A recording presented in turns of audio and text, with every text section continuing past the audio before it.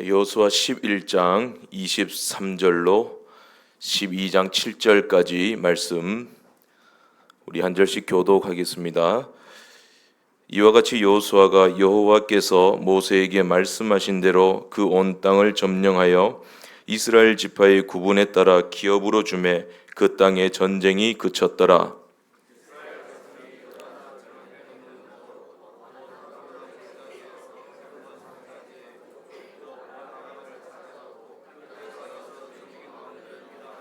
시혼은 헤스본에 거주하던 아모리 족속의 왕이라. 그가 다스리던 땅은 아르논 골짜기 가에 있는 아로엘에서부터 골짜기 가운데 성읍과 길르앗 절반 곧 암몬 자손의 경계 야복 강까지며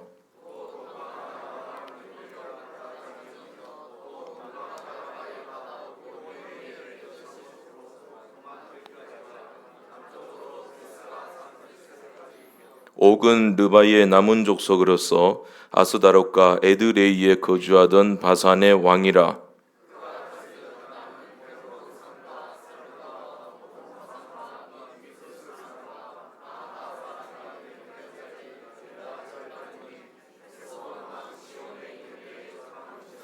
여호와의 종 모세와 이스라엘 자손이 그들을 치고 여호와의 종 모세가 그 땅을 루벤 사람과 갓 사람과 므낫세 반 지파에게 기업으로 주었더라. 요단 이편 곧 서쪽 레바논 골짜기에 바알갓에서부터 세일로 올라가는 곳 한락산까지 쳐서 멸한 그 땅의 왕들은 이러하니라. 그 땅을 여호수아가 이스라엘의 지파에게 구분에 따라 소유로 주었으니. 아멘. 하나님께서 우리에게 주신 가장 큰 선물은 승리입니다. 예수 그리스도 십자가로 말미암아 죄와 사망의 권세를 이기게 하신 그 승리를 우리에게 주셨습니다. 그 십자가로 말미암아 죄와 사망과 그리고 멸망과 사탄의 나라를 이기게 하셨다라는 겁니다. 우리에게 그 승리가 있습니다. 그 원수 사탄을 우리의 발 아래 두게 하신 것입니다. 그런데 우리는 때때로 이 승리에 대해서 의심하고 마치 패배자처럼 염려할 때가 많다라는 것입니다. 우리는 패배에 대해서 염려할 필요가 없습니다. 이미 승리했기 때문입니다. 예수님께서 두려워 말라 내가 세상을 이기었노라 담대하라 말씀을 하셨습니다. 그래서 그 승리가 우리의 승리가 되는 것입니다. 그런데 우리는 때로는 우리가 당하는 그 고난과 환난과 어려움들이 마치 우리가 가지고 있는 이 승리에 지장이 있는 것처럼 우리가 행동할 때가 반응할 때가 많이 있다라는 것입니다. 오늘 말씀합니다. 염려하지 말아라 말씀하고 있습니다. 존 파이퍼 목사님의 삶을 허비하지 말라라는 책이 있습니다. 원래는 이 제목이 아니었던 것 같은데 좀 개정되면서 제목이 바뀐 것 같아요. 허비하지 말라는 거예요. 삶을 예수 안에서의 너희의 복된 삶을 허비하지 말아라. 이런 말이 있습니다. 거기에 보면 누구도 마지막에 나 헛살았어 라고 하지 않게 하소서. 예수 믿는 사람 보고 하는 말이에요. 예수 믿는 사람들이 마지막에 나 헛살았어 이러면 얼마나 허무하겠습니까? 그리스도인들의 삶이 헛될 수가 있는가? 헛될 수 없습니다. 그들의 삶은 헛되지 않습니다. 근데 때때로 우리는 부분적으로 우리의 삶을 헛비할 때가 있다라는 거예요. 헛되게 보낼 때가 있다라는 것입니다. 왜 그러냐면은 우리는 때론 간과합니다. 우리 안에 엄청난 승리가 있다라는 것을 간과하기 때문입니다. 그래서 작은 말에도 무너지게 되고 작은 결과에도 승복할 수 없고 또 작은 아픔 속에서도 우리는 쉽게 절망하게 된다는 겁니다. 왜 그러냐?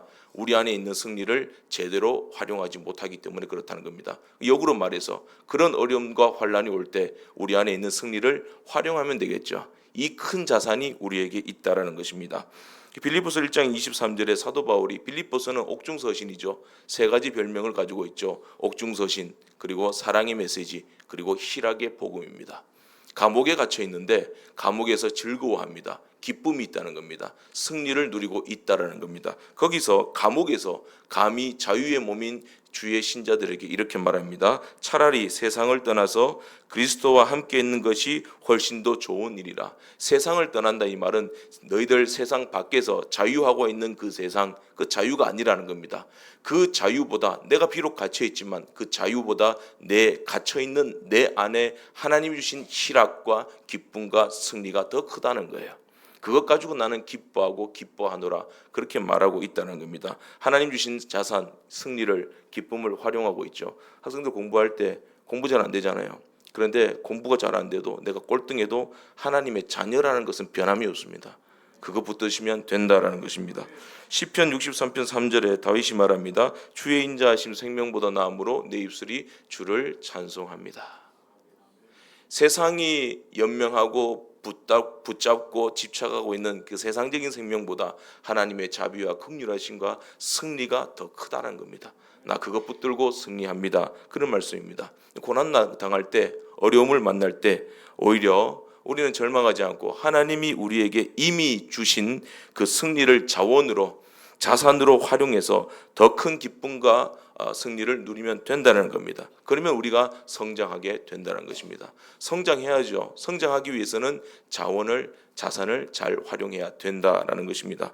왜 이런 고난이 오냐고 원망하지 말고, 쉽게 낙담하지 말고, 허비할 문제가 아니라 충만해질 기회로 여기고, 하나님 이 순간 나에게 주시는 말씀이 무엇입니까? 하나님 주신 기쁨을 내가 어떻게 활용을 할까요? 찬송을 할까요? 기도를 할까요? 그냥 가던 길 가던 그 담대함으로 내가 일관할까요? 어떻게 반응할까요? 그 승리를 활용하여서 하나님의 나라의 큰 보탬이 될 수 있는 거룩한 저와 여러분 되시기를 간절히 바랍니다. 여호수아 12장은 비교를 위한 장입니다. 11장과 13장 사이에 끼어 있어요. 햄버거 빵과 그 사이에 들어있는 패티입니다. 그 패티가 중요합니까? 빵이 중요합니까? 패티가 중요하죠. 패티가 햄버거의 생명입니다. 육즙이 좔좔 흘러야 됩니다. 맛있어야 됩니다. 그게 12장입니다. 11장까지는 이스라엘의 승리를 보여주고 있습니다.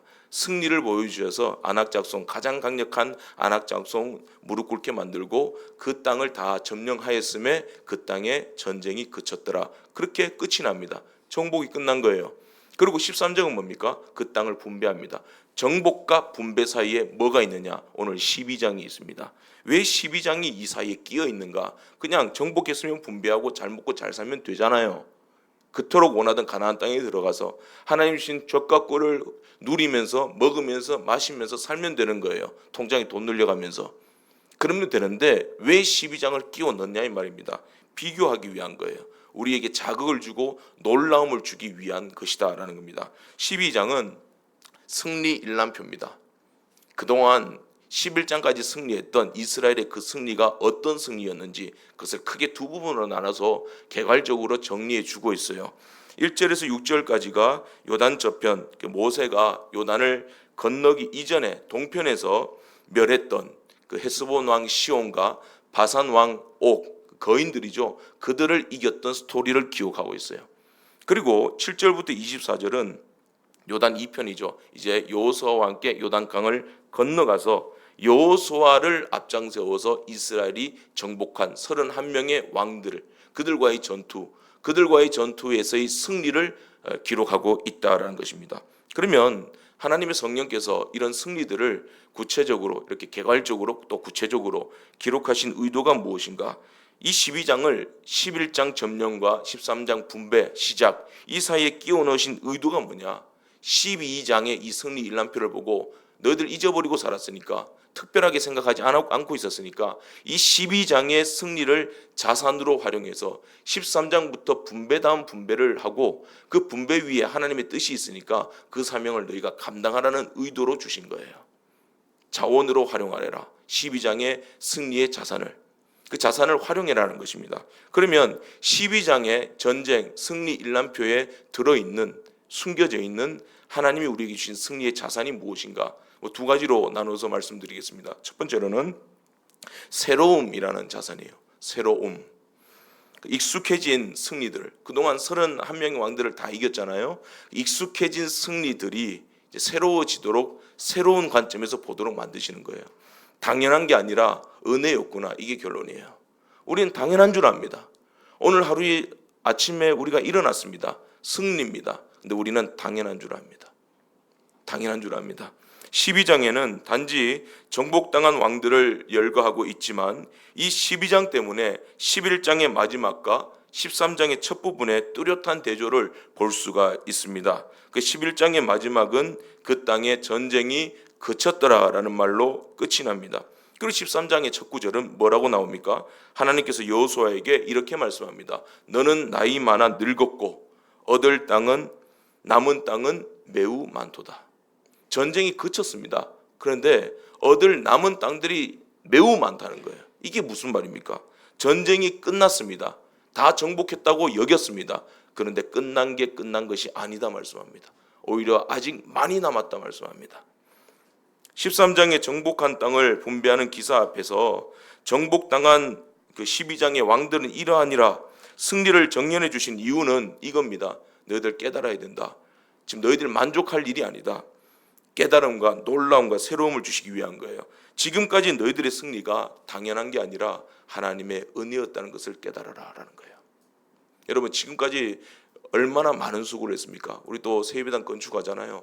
내려와서 7년 동안 얼마나 많은 수고를 했습니까? 이거 끝입니까? 아니라는 거예요. 아직 많이 남아있다는 겁니다. 깜깜합니까? 아직 얻을 땅이 많이 남아있다. 이거 우리에게 축복입니다. 조금 이따가 살펴보도록 하고요. 모두가 막강한 왕들을 이스라엘이 다 꺾었습니다. 그 하나를 정복하는 일도 불가능에 가까운 일이었습니다. 이스라엘은 전쟁을 해본 적이 없어요. 이스라엘이 노예로 400년간 살고 있던 그 애굽 땅은 성이 필요 없는 나라였습니다. 성이라는 개념을 잘 몰라요. 그런데 가나안 땅에 40년을 돌고 가나안 땅에 들어왔습니다. 그런데 난공불락의 성들이 건재하고 있습니다. 이거 당황스러운 거예요. 성을 어떻게 이기지? 저 장대한 사람들을 어떻게 이기지? 그런데 하나님께서 가나안의 5 왕들 정복하게 하셨고 나중에는 31명의 왕들이 이스라엘과 여호수아에 의해서 다 정복이 되었습니다. 그 승리의 비결에 대해서 여호수아 10장 42절은 이렇게 말합니다. 오직 여호와께서 이스라엘을 위하여 싸우신 거로 그렇게 말씀합니다. 누구 덕택에 이겼습니까? 이스라엘이 싸운 것이 아니에요. 여호와께서 이스라엘 위하여 싸우심으로예요. 여러분 하나님께서 우리 가정을 위해서 싸우십니다. 하나님이 우리 나라를 위해서 싸우실 줄 믿습니다. 우리 교회 성전 건축을 위해서 싸우실 줄로 믿습니다. 이걸로 여기까지 왔는 거예요. 여기에 대한 놀라움이 그간 있었습니까? 여기에 좀 놀라보라는 거예요. 하나님께서 이 전쟁 일람표를 보여주면서 내 자녀가 이만큼 자랐습니다. 이건 너의 공로였니? 네가 잘 가르쳐서 그렇니? 아니죠. 오직 여호와께서 그 아들을 위하여 싸우심으로 우리는 놀라지 않고 있습니다. 먹고 자는 건 놀라지 않고 있습니다. 하나님의 은혜인데 가나안의 거민들은 철병거를 가진 군대처럼 매우 강력한 족속들입니다. 기골도 장대했고 그리고 그들이 가진 옵션들도 되게 좋았어요. 그들은 좋은 인프라를 구축하고 있었습니다. 성벽 위로 마차가 거대한 마차가 2대가 동시에 달릴 수 있을 정도로 그런 난공불락의 초롱성을 가지고 있던 그런 족속들입니다. 그런 족속들 앞에 이스라엘이 서면 가데스 바네아에서 원망했던 것처럼 10명의 정탐꾼들과 부정적인 그 성도들이 원망했던 것처럼 우리는 그 앞에서 메뚜기입니다. 우리는 다 죽었습니다. 그렇게 말할 수밖에 없는 거예요. 그것은 정상입니다. 데이터입니다. 승률입니다. 그런데 그 메뚜기 같이 연약한 이스라엘 대신에 하나님께서 나서셔서 그 아낙 작손과 같은 그 가나안의 장대한 족속들과 맞서 싸우셨다는 거예요. 이 싸움은 너희들 싸움이 아니다라는 거예요. 왜 이스라엘 백성들이 초롱성, 난공불락의 초롱성 여리고성을 돌면서 여리고성을 향하여서 못질 한 번 안 했습니다. 그들 향해서 돌멩이 한 번 던지지 않았습니다. 삿대질 한 번 하지 않았습니다. 쳐다보지도 않게 하셨습니다. 왜 하나님께서 미디안 족속 수십만이나 되는 미디안 족속들 앞에 선 이스라엘의 3만 2천 명의 군대들 다 흩어 돌려보내시고 오직 기드온과 300 군사만 남게 하셨습니다. 이유가 뭘까요? 이 싸움은 너희들 싸움이 아니라 나의 싸움이다 이 말씀이에요. 너희 힘으로 이기는 것이 아니라 내가 싸워서 내가 승리를 너희들에게 보여줄 것이고 그 승리에 너희들은 참여시킬 것이다 그 말씀입니다. 참여시킨 것만으로도 너희들이 나에게 헌신하고 순종했다고 복을 내리시는 분이 하나님이시다라는 거예요. 우리는 그 전쟁을 통해서 배울 수 있는 것이 무엇인가? 무엇을 하라는 것인가? 하나님이 어떤 분이신지 배우는 거예요. 상천하지의 하나님이심을 배우는 거예요. 죽이기도 하고 살리기도 하고 높이기도 하고 낮추기도 하고 흥왕하기도 하고 패하기도 하시는 그 하나님을 알아라. 그리고 그 하나님 앞에 네가 어떤 존재임을 알아라. 연약하고 결핍 많고 허물 많고 죄인이라는 것을, 무능한 존재임을 알아라. 그래서 너는 전적으로 하나님을 의탁하게 하는 거룩한 자로 지어져가는 그 내면의 싸움을 싸워가라. 그렇게 말씀하고 있다라는 것입니다. 그리고 또 한 가지 주시는 말씀은 뭐냐면, 큰 대지가 아니라 왜 하나님께서 12장을 끼워 넣어서 놀라움을 주시는가? 어떤 놀라움을 주시는가? 전쟁이 아직 끝나지 않았다. 그럼 우리가 보기에는 막막하잖아요. 하나님이 이만큼 싸웠는데, 이렇게 치열하게 싸웠는데, 피 터지도록 싸웠는데 또 싸움이 남아있습니까? 이걸 좀 역으로 생각해 보세요. 싸움이 남아있다는 것은 이미 이스라엘은 승리가 보장된 사람들입니다. 하나님이 약속하셨습니다. 그러면 싸움이 남아있다는 것은 이길 승리가 아직 많이 남아있다는 것입니다. 여러분, 고난이 많이 있습니까? 우리가 누릴 승리가 더 많이 남아있는 줄 믿으시길 바랍니다. 갈렙의 진술, 여호수아 14장 10절 말씀에 갈렙의 진술을 보면서 우리가 발견할 수 있는 것은, 이스라엘이 가나안 땅에 입성하면서 그간 5년에서 7년 가까이는 내 싸움만 했습니다. 거의 하루도 제대로 쉴 날이 없었습니다. 쉼 없이 싸웠으니까 여호수아와 이스라엘 백성들이 하나님 앞에 자기들 공로를 조금 호소할 수가 있습니다. 읍수할 수 있습니다. 하나님, 이제 그만 싸우고 싶습니다. 그만 일하고 싶습니다. 하나님, 이만하면 족하죠. 만족하죠. 하나님은 출구조사를 허용하지 않으십니다. 우리 출구조사를 보고 낙심한 분도 있고 기뻐한 분도 있을 것입니다. 우리가 좀 아픈 기억일 수도 있지만 또 기쁜 기억일 수도 있지만, 근데 출구조사를 보면 우리는 이겼다 그러잖아요. 어떤 사람들은 이겼다, 또 우리는 졌다 그러잖아요.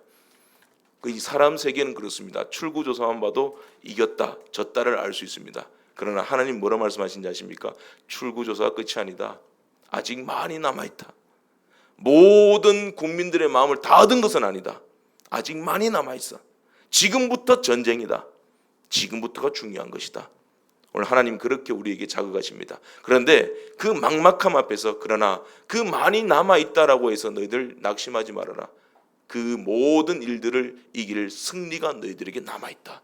이 말씀을 하고 있다는 것입니다. 그런데 이스라엘은 만족감이 있었던 것 같아요. 이만하면 됐습니다. 출구조사 보니까 우리 다 이겼습니다. 이렇게 얘기했던 것 같아요. 그런 심리가 오늘 본문 12장 6절에 그 땅을 기업으로 주었더라. 그리고 7절에 소유로 주었으니, 분배 다 하고 말았는 거예요. 다 우리 거야, 점 찍어 놓았다라는 겁니다. 분배하였다 이 말은 이만하면 만족한다, 이만하면 되겠습니다, 그런 말씀입니다. 하나님이 주신 승리에 익숙해져 버렸다는 거예요. 왜 간절함이 없을까요? 저는 지난주에 조금 안타까운 마음이 있었습니다. 물론 우리가 나라를 위해서, 교회를 위해서 이틀 동안 밤에 기도했습니다. 이 겉으로 보기엔 뭐 의미가 있나? 평소에 기도 안 하던 사람들이 갑자기 와서 주여, 주여도 발음도 주여 하다 보면 쥐야 그래 되잖아요. 막 목소리도 평소에 내지도 않던 그 이상한 목소리 내면서, 그죠? 근데 그렇게 기도한다고 뭐 효과가 있나? 그거 아니에요. 성경은 말합니다. 너희들 기도할 기회를 삼으라는 거예요. 여러분, 언제 그렇게 간절히 기도를 해본 적 있습니까? 근래에 은혜 받을 기회로 여기라는 거예요. 근데 우리는 성심껏 참여하지 못했다. 기도할 때 그 순간에도 피곤해서 주여를 세게 외치지 못했다. 저 세게 외쳤습니다. 하나님, 기도에 불붙게 달라. 그러다가 목이 잘 안 쉬는데 목이 쉴 뻔했어요. 살짝 위기가 있었습니다만, 우리가 왜 기도에 익숙해집니까? 은혜 받는 자리에 익숙해집니까? 우리가 그만큼 배가 불렀다는 거예요. 우리가 그만큼 마음이 높아졌다는 겁니다. 승리가 당연한 줄을 여기고 있는 거예요. 여러분, 익숙해지지 마십시오. 13장의 시작은 하나님의 성령께서 말씀하는 거죠. 얻을 땅이 아직도 매우 많이 남아있도다. 아직 기도해야 될 것들이 너무나 많도다. 자식들 시집장가 보내고 손주 다 봤다고 해서 끝난 거 아니에요. 아직도 기도할 제목들이 많이 남아있도다. 남아있다. 싸움도 남아있고 승리도, 더 큰 승리도 남아있다. 예수님께서 말씀하신 제 아들에게 너희들이 이것 보고 놀랐느냐? 이보다 더 큰 일도 하리라 말씀하셨다라는 겁니다. 다시 승리하는 그 놀라운 은혜가 준비되었다. 여기에 우리가 깜짝 놀라야 되는 거예요. 나는 앞으로 숙제만 남은 줄 알았어요. 고난만 남은 줄 알았어요. 빚만 남은 줄 알았어요. 하나님 말씀합니다. 승리가 남아있다. 본문 여호수아 12장 4절에 바산 왕 옥을 가리켜서 르바의 남은 족속이라 말합니다. 르바임 에발트라는 겁니다. 그 르바임의 거인들이라는 뜻입니다. 옥은 거인입니다. 그 히브리어로 이 르바임인데 창세기 14장 아브라함 시대 때도 나왔고 여호수아 17장 15절에도 나옵니다. 그러면 거인들, 에발트는 뭐냐? 에발트라는 말은 쭉 뻗은 자들, 쭉 뻗은 자들, 거인들이라는 뜻입니다.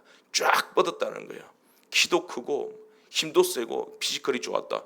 근데 이것은 또 동시에 어떤 의미를 가지고 있냐면 쭉 뻗어서 우리가 하는 말로 뻗어서 죽었다. 쭉 뻗었다 그 말이에요. 그 말도 동시에 가지고 있습니다. 쭉 뻗은 기골이 장대한 자들입니다. 그런데 그들은 동시에 하나님의 백성 이스라엘과 여호수아에 의해서 쭉 뻗어버릴 것이다. 그런 뜻이에요. 성경 재밌습니다. 사람이 죽으면은 쭉 뻗잖아요. 길어지잖아요. 쭉 뻗어버릴 것이다. 그게 에발트입니다. 강대한 자들인데 하나님께서 그들을 쭉 뻗어버리게 만드시겠다. 그 말씀입니다. 르바임은 아낙 족속과 함께 가나안 땅의 거인 종족 중 하나입니다.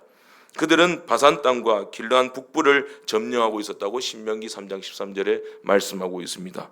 이 족속들, 거인 족속들을 가리켜서 르바임의 거인들이라 그러지 않고 남은 자들 그렇게 말합니다. 거인들이 많이 남아 있었습니다. 이 르바임 족속이 다른 종족들과 이스라엘을 포함해서 다른 종족들과의 전투에서 일부 패배를 했지만 다 사라진 것이 아니고 여전히 북쪽에서 강력한 존재로 남아 있었다는 것을 시사하고 있습니다. 그러니까 사무엘상 17장에 보게 되면 사무엘상에 보게 되면 다윗이 골리앗과 싸우잖아요. 6규빗 한 뼘, 우리가 재보면 센치로 재면 규빗으로 재보게 되면 2m 93cm죠. 어린 값을 입었죠. 우리 은 50세겔인데 우리로 따지면 입은 그 조끼만 해도 한 80kg, 70kg 나가는 거예요. 대단한 거인입니다. 그를 단일격에 쓰러뜨렸습니다. 근데 골리앗이 끝이었습니까? 아니죠. 쭉 보면 나오잖아요. 골리앗의 동생 라흐미가 있었고, 그리고 이스 비브노비라는 사람이 있었고, 삽이라는 사람이 있었고, 삽 들고 막 때리는 그런 거인 있잖아요. 삽이라는 사람이 있었고, 그리고 손가락 발가락 각각 6개인 그런 괴물도 있었고. 그러니까 거인이 거기서 끝난 게 아니잖아요. 남아있는 자들이 있었다는 겁니다. 이스라엘에도 하나님의 은혜 안에서 남아있는 자들이 있었고, 사탄의 나라의 진영에 속한 자들 중에서도 남아있는 아낙 잡손들이, 거대한 자들이 있었다는 겁니다. 우리는 출구조사만 보고 이겼다 그랬는 거예요. 하나님은 아니다라는 거예요. 아니다. 남은 자들이 있다. 이것 역시 불가능한 싸움이다. 그러나 하나님이 너희들에게 주셨다라고 했으니까 나가서 싸워라. 그러면 너희들이 또 놀라운 승리를, 더 큰 승리를 경험하게 될 것이다. 그런 말씀합니다. 교사이자 심리학자인 서던 오리건 대학교의 명예교수인 마이클 루셀 박사님의 저서 중에 놀라움의 힘이라는 책이 있습니다. 그 책이 진짜 놀랐습니다. 놀라움의 힘이에요. 그 사람은 놀라움을 느껴야 된다는 거예요. 긍정적인 놀라움. 이 자극제인 거죠. 놀라움을 느끼고 그걸 활용할 때 삶이 변화되고 성장되는 그런 경험을 하게 된다라는 내용입니다. 뭐 그런 내용인데 거기 보면 이런 대목이 있어요. 놀라움을 전략적으로 활용하라는 거예요. 막 맨날 놀래키지 말고 이러지 말고 선하게 전략적으로 예상치 못한 때에 놀라움을 줘서 성장하게 만들어라 그 말입니다. 평범한 일상에서 자꾸 자기를 또 내가 사랑하는 사람, 내가 또 성장시켜야 될 그 사람을 놀라게 만들어라, 자극을 주어라는 겁니다. 그게 동기부여가 되고 충전이 된다는 거예요. 예를 들어서 미합 중국 해병대 사령관 찰스 크룰렉이라는 사람은 훈련 부사관들에게 이렇게 주문한다고 합니다.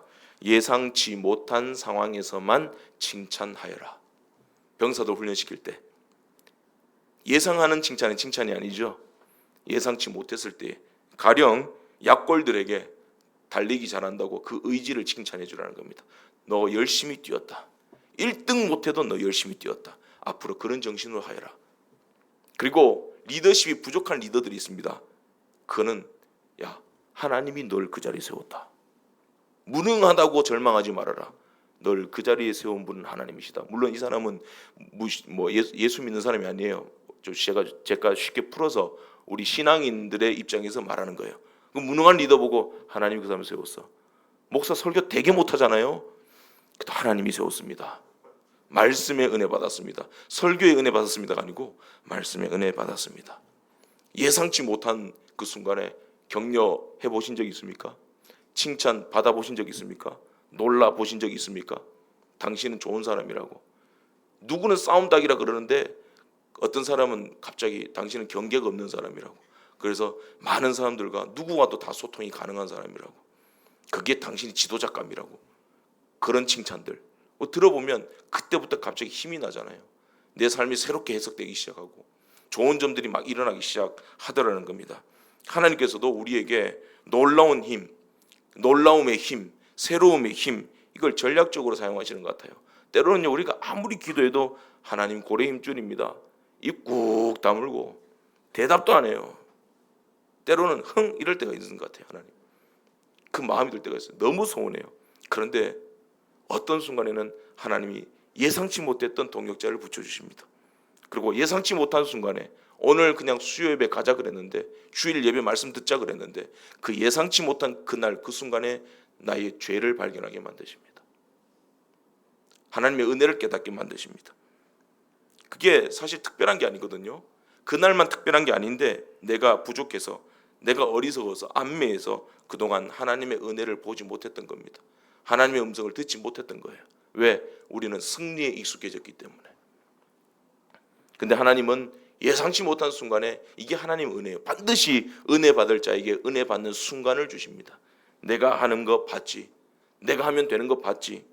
내가 이런 수도 둘 수 있다는 거 너 봤지? 이걸 주신다는 겁니다. 이런 은혜를 사모하시라는 겁니다. 불평하고 바쁘다고 말할 때 나 좀 바빠요. 왜 또 이런 일들을 자꾸 우리에게 맡기시고 왜 이런 또 나오라 그러고 왜 이럴까요? 그런 마음이 들 때 자기를 한번 가만히 분석해 보세요. 우리는 하나님이 주신 은혜에 너무 익숙해져 있었습니다.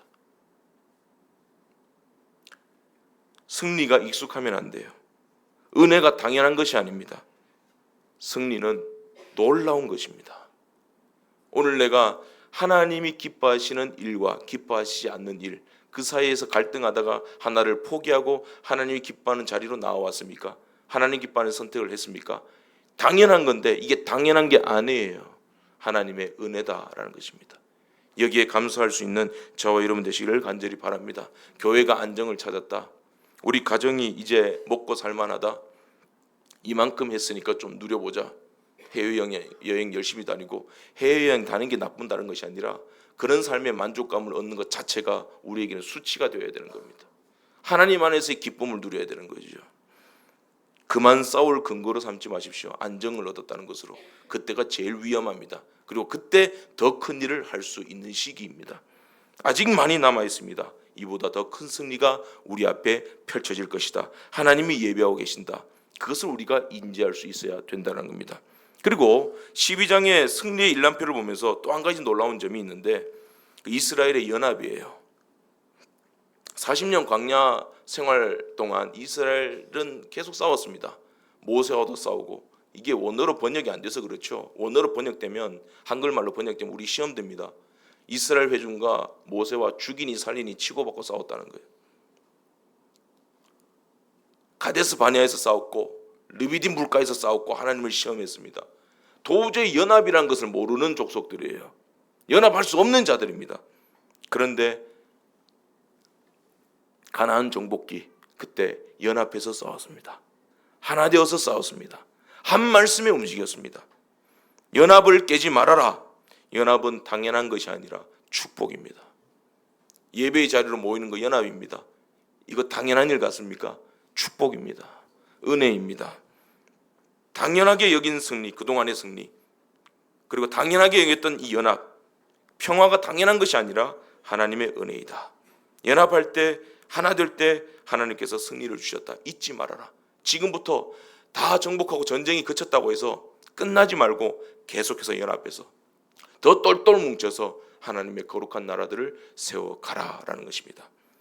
구약에서 하나님의 나라의 상징이 어디입니까? 가나안이죠. 그런데 왜 안식의 상징이고 하나님 나라의 상징인 가나안에서 계속해서 전쟁이 남아있다고 말씀하는 걸까요? 가나안 땅은 전지전능하신 하나님께서 약속하신 땅이니까 당연히 이스라엘에게 주어진 것이고 또 완벽하게 주어질 것입니다. 현실적으로. 그런데 왜 하나님은 아직도 남았다 하시면서 조금씩 먹어가게 하실까요? 하나님은 우리의 인생을 통해서 하나님께서 우리에게 허락하신 그 구원과 안식과 승리의 축복이 무엇인지 매 순간 누리기를 원하시는 거예요. 매 순간 새롭게 다가오기를 원하시는 거예요.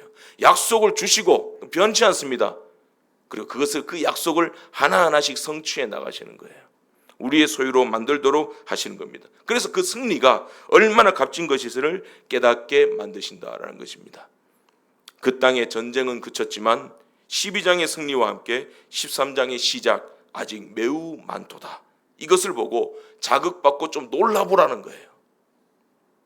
우리 교회가 올해로 77주년입니다. 저는 기도합니다. 우리 교회가 77주년이지만 주님 다시 오시는 그날까지 존립하고 부흥되고 성장하여서 주님 다시 왔을 때 하나님 주의 성도들이 다 일어나서 하나님 앞에 드릴 의의 열매 부족하지만 하나님 은혜로 이루었습니다. 가득 안고 주님 맞을 준비 좀 하라는 겁니다.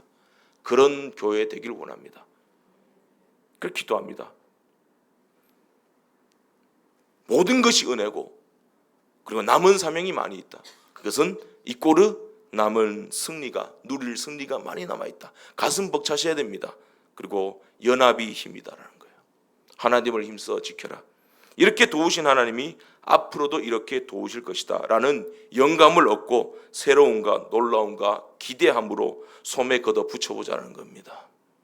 또 한 가지 큰 두 번째, 어떤 자산인가? 승리로부터 승리의 어떤 자산인가? 세움의 자산입니다. 지금까지는 이기는 승리였습니다. 지금부터는 세우는 승리를 경험하라는 겁니다. 이기는 것보다 더 어려운 승리는 지키는 승리예요. 지키는 승리보다 더 중요한 승리는 세워가는 승리입니다. 자손 대대로 세워가는 승리. 13장 1절에 하나님께서 여호수아에게 너는 나이 많아 늙었지만 얻을 땅은 아직 많이 남아있다 말씀합니다. 여호수아가 속으로 그랬겠죠. 하나님, 이 12장의 전쟁 일람표 좀 보세요. 우리가 좀 싸웠습니까? 쉬지만 않고 싸웠습니다. 나 싸우다가 늙었습니다. 저도 늙었습니다. 지금까지 싸우는데 뭘 더 싸웁니까? 나 그만하랍니다. 하나님이 너 그러면 안 되지. 그러니까 저기 있던 유다 집합 갈렙이 그 눈치채고 갈렙이 눈치 빨라서 갈렙입니다. 아십니까? 갈렙이 손들고 하나님 줘요. 그리고는 유다 백성 다 나오너라. 이 산지를 우리에게 주십시오. 그렇게 말하고 있습니다. 나 85세로 돼. 지금도 내가 싸움에 나갈 수 있습니다. 싸움에 나가긴 뭘 나갑니까? 85세가. 그런데 그 마음만큼은 믿음만큼은 아직 청년이라는 거예요. 내가 85세의 몸을 가지고도 승리해보겠다는 거예요. 순종해보겠다는 거예요. 세워보겠다는 겁니다. 11장 마지막에 그 땅의 전쟁이 그쳤다 했는데 전쟁이 그친 이유는 그 땅을 점령하여서 지파의 구분 따라 기업으로 나눠 주었기 때문에 전쟁이 그쳤다고 말하는 거예요. 근데 은혜로운 말씀이지만 여기에 시험이 있습니다. 기업으로 주시니 전쟁이 그쳤다. 이게 무슨 말이냐면 기업은 약속입니다. 약속을 하셨는 거예요. 하나님이 약속으로 주셨다 너희들에게. 그런데 거기에 만족해 버리는 거예요. 다 이겼다. 그리고는 전쟁이 그쳤다라는 겁니다. 기업으로 약속으로 주시니 이스라엘이 이제 되었다. 우리가 흔히 그런 말합니다. 하나님의 때가 있겠지. 하나님이 때가 되면 다 이루실 겁니다. 천만에요. 하나님의 때가 있죠. 약속입니다. 그러나 천국은 침노하는 자가 누립니다. 하나님의 때에 하나님은 그 약속을 반드시 이루십니다. 그런데 우리는 그 때를 마냥 기다리고 가만히 있는 것이 아니라 믿기 때문에 더욱 치열하게 순종해야 됩니다. 내 것으로 만들어 가야 된다는 겁니다. 12장에 그간의 전쟁을 나열하면서 13장에 넘어오면 이 기업이 13장부터는 소유로 전환이 됩니다. 약속이 실제로 내가 소유하는 재산으로 전환이 된다는 겁니다. 13장 1절에 얻을 땅이 매우 많이 남아 있다. 그렇게 말합니다. 약속 기업이 주어진 것으로 끝난 것이 아니라 12장의 전쟁 일람표처럼 다시 치열하게 싸워서 완전히 내 소유로 만들어 가야 된다는 겁니다. 침노해야 된다는 겁니다. 빼앗아야 된다는 겁니다. 하나님의 때 천만에 기다리지 말아라.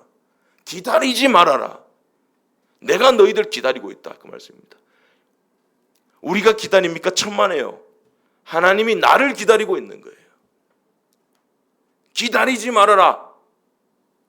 정녕 내 때를 보기를 원한다면 너희들 일해라. 승리를 향해서 전진해라. 다시 소매 걷어붙이고 다시 허리띠 메고 다시 군함 묶고 다시 싸워라, 이 말입니다. 실제로 네가 밟고 영원히 소유하라. 네 땅 만들어 보라, 그 말이에요. 가나안 땅을 그냥 땅으로만 얻지 말고 그 땅을 가나안 복지로 하나님의 도시로 만들어 보라는 거예요. 결혼했다고 끝납니까? 아니죠. 하나님의 기업으로 이 가정을 그렇게 만들어 가야 됩니다. 교회 세웠다고 끝입니까? 이 교회를 하나님의 나라로 세워가야 된다는 것입니다. 당대만이 살 땅이 아니라 자손 대대로 후손들을 통한 하나님의 나라가 세워지고 확장하는 그 사업을 시작하라라는 겁니다. 사업을 시작해라, 그 말씀입니다. 빌립보서 1장 29절에 말씀합니다. 그리스도를 위하여 너희에게 은혜를 주신 것은 다만 그를 믿을 뿐 아니라 또한 그를 위하여 고난도 받게 하려 하심이니라. 그리스도를 위하여 너희들에게 은혜, 승리를 주셨습니다. 그리스도, 우리 지체는 다 몸을 위한 겁니다. 예수 그리스도의 몸을 위해서 우리에게 승리를 주신 겁니다. 은혜를 주신 겁니다. 그를 위하여 고난도 받기 위함이니라. 은혜를 주신 이유는 고난 받으면서 하나님의 나라를 세워가라고, 수고하라고 은혜를, 승리라는 자산을 주셨다라는 겁니다. 자녀됨으로 만족하지 말고 가장 되시라는 겁니다. 군사 되시라는 겁니다. 주인이 되시라는 겁니다. 왕이 되보라는 거, 왕 같은 제사장이 되보라는 겁니다. 네 것으로 완벽하게 만들어라. 30배, 60배, 100배의 결실을 이루어라라는 거예요. 그래서 12장에 그간의 전쟁들을 보여주시고 11장의 기업을 13장의 소유로 전환되심을 보여주셨던 것이고, 또 늙은 여호수아가 아닌 분연히 일어나는 85세 갈렙, 이 산지를 우리에게 주셔서 그 갈렙을 보여주시면서 우리를 자극하시는 겁니다. 갈렙이 나와서 갈렙과 관련해서 하나 말씀드리겠는데요. 우리가 성경에 나오는 그 기도 중에 제일 좋아하는 기도가 중에 하나가 야베스의 기도죠. 그 역대상 4장에 나오는데, 야베스의 기도는 역대상 4장 9절 10절에 나오는 내용인데, 역대상 4장 1절을 한번 봐야 됩니다. 유다의 아들들은 베레스와 헤스론과 갈미와 훌과 소발이라. 그러니까 여기까지 역대상 4장에 족보가 나오는데, 이 족보는 야곱의 아들 유다 지파의 족보들입니다. 유다 지파의 족보들이 쭉 이름들이 나오고, 그 중에 갑자기 한 사람의 이름이 딱 걸립니다. 그리고 그 사람에 대해서 한 2절 정도 할애해서 특별한 언급을 하고 있습니다. 그 사람이 야베스입니다. 야베스 9절에 나오죠. 야베스는 그 형제보다 존귀한 자라. 그 부모가 수고로이 낳았다. 10절, 야베스가 이스라엘 하나님께 아뢰어 이르되 원컨대 주께서 내게 복의 복을 다하사 나의 지경 넓히시고 주의 손으로 나를 도우사 나로 환난을 벗어나 근심이 없게 하소서 하였더니 하나님이 그 구하는 것을 허락하셨더라. 야베스의 기도가 실린 역대기 4장의 유다 족보에 나와 있는 이 인물들 있죠. 이 인물들의 연대를 측정해 보면 야베스와 그 족보의 인물들은 이스라엘이 가나안 땅을 정복해 나가던 시절의 인물들입니다. 야베스는 갈렙이, 여호수아가 가나안 땅을 정복해 나가던 그 시절 사람인 거예요. 그 시절에 기도한 사람인 거예요. 여호수아 14장에 보게 되면 여호수아가 백성들을 인도해서 가나안 땅을 정복해 나갔지만 실상은 완전히 정복한 것은 아니었어요. 다만 가나안의 대표적인 적들은 물리쳤기 때문에 그 땅에 전쟁이 그치고 평화가 왔다라고 성경은 그렇게 말하고 있는 겁니다. 여호수아도 그런 거죠. 가나안 땅을 모두 정복한 것으로 보고 하나님이 주셨다 그랬고, 하나님의 약속을 믿고, 또 뭐 큰 그 적들은 물리쳤으니까 나머지는 뭐 그냥 다 우리가 먹은 거지 뭐, 그렇게 여기고 분배를 했다는 겁니다. 그런데 분배를 할 때 그냥 분배한 것이 아니라 지파별로 분배를 했는데 그것도 제비 뽑아서 지파별로 분배를 했던 것입니다. 그렇게 제비 뽑아서 분배를 하고 있는 중에 갈렙이 손을 딱 들고 나온 거예요. 여호수아, 내가 45년 전에 약속한 거 있잖아. 45년 전에 하나님의 약속 있잖아. 우리는 제비 뽑기 안 합니다. 우리에게 하나님이 우리에게 45년 전에 내게 주신다고 약속하셨던 그 땅을 지금 우리에게 주십시오. 우리 강청하는 겁니다. 제비 뽑기 거부하고 지금 자원에서 그 땅을 지목해서 달라고 그러는 겁니다. 그 땅이 어디냐? 헤브론 땅입니다. 헤브론 땅은 죽음의 조예요. 모든 이스라엘 지파들이 제비 뽑기 할 때 이 헤브론만큼만 걸리지 않았으면 좋겠다. 헤브론 걸리지 않기를 간절히 원합니다. 철야 기도하던 그런 시대입니다.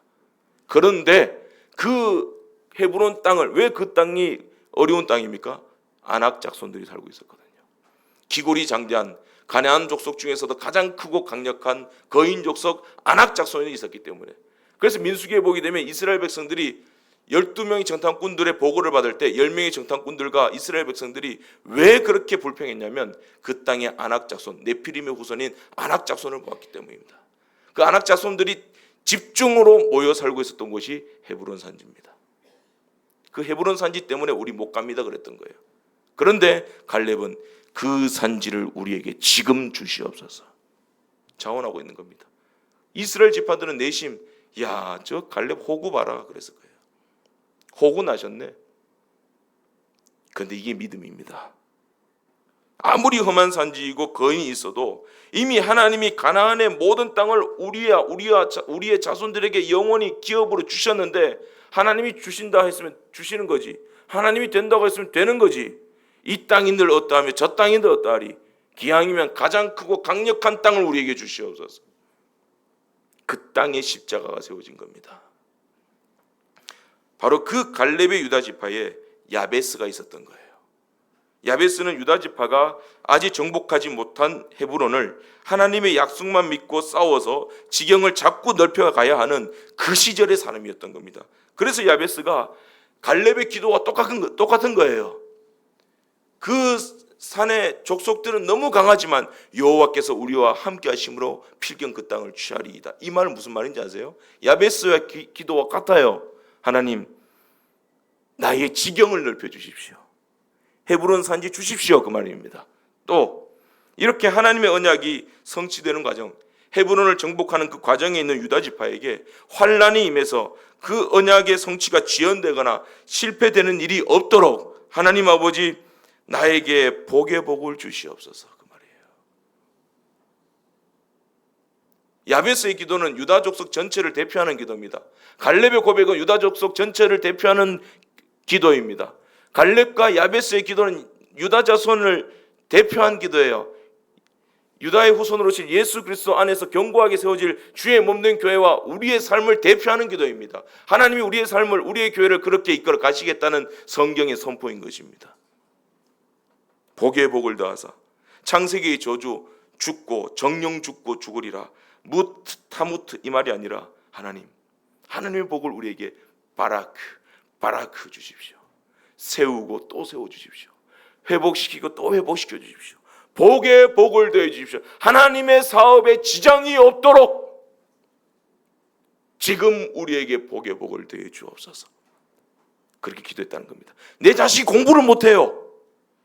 공부 못하는 것이 하나님의 나라 세우는 것에 지장이 없도록 바라크 복의 복을 더하여 주시옵소서. 그런 기도 하실 수 있기를 바랍니다. 그 기도를 하나님이 허락하셨더라. 할렐루야. 근데 재밌는 것이 있습니다. 야베스는 당대에 이것을 다 누리지 못했습니다. 부분적으로 얻어갔지만 언제 이루어졌느냐? 솔로몬 때에 열왕기상 4장에 보면 안연히 거주했다 나와 있거든요. 솔로몬 시대 때 완벽하게 그것을 다 얻었습니다. 점진적으로 이루어갔습니다. 결국 야베스는, 갈렙은 믿음의 눈으로 기도했던 거예요.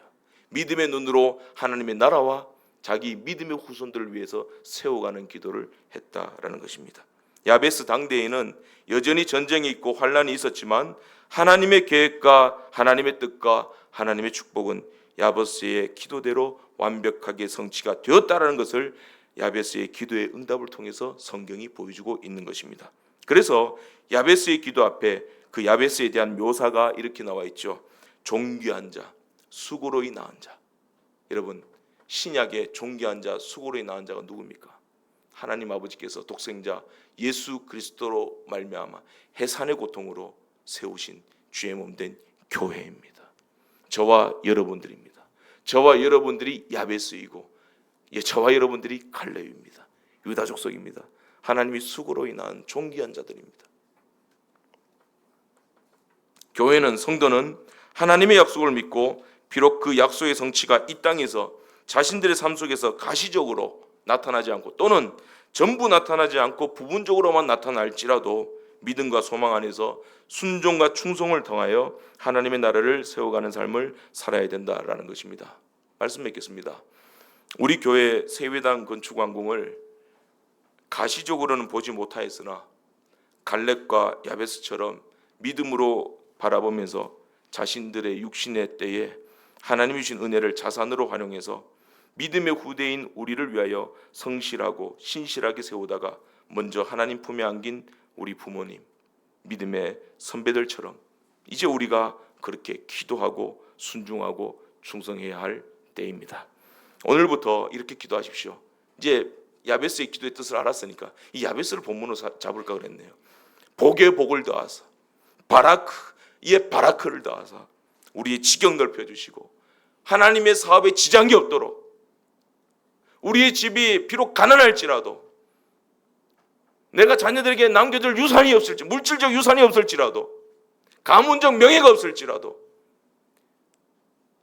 환난을 명쾌 해주시고 하나님의 뜻이 반드시 이루어지고 주님이 영광 받으시고 우리가 그 일에 귀하게 참여할 수 있도록 지장이 없도록 환난을 벗어나 근심이 없도록 바라크 하나님이 주신 은혜의 자산으로 하나님의 나라가 우리 교회와 가정과 삶에 세워지고 또 세워지게 하여 주시옵소서. 기도하실 때요, 세배당 건축할 때 하나님 물질에 부족함이 없게 해주시고 좀 스케일 좀 넓혀주세요. 하나님 넘치게 하여 주시옵소서. 똑같이 기도하는데 부족함이 없게 해주시옵소서. 시편 23편에 다윗이 부족함이 없도다 기도해서 내 잔이 넘치나이다라고 끝나잖아요.